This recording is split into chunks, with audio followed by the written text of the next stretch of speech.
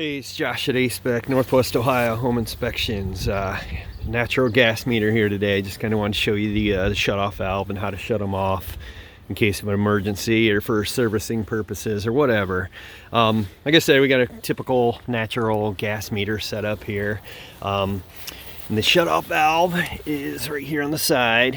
And you can see the how this is in line with the pipe. That means we're on, and that's a good indicator that to show the flow of gas here.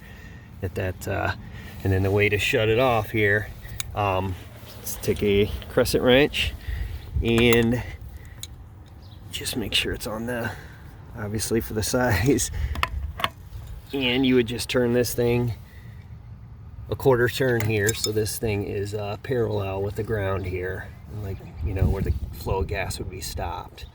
It's pretty simple. Some people will keep a crescent wrench. I see some will have them nearby or whatever, and but anyway, that's just a just wanted to show you that, just in case, like I said, if you ever have an emergency or whatever. I mean, the gas company says you're supposed to get out of Dodge and call from a neighbor's house, but I mean, you can always shut off the gas too. It's like I said, it's pretty simple, and just wanted to show you that today. Again, this is Josh at ASPEC, Northwest Ohio Home Inspections. Thanks for watching.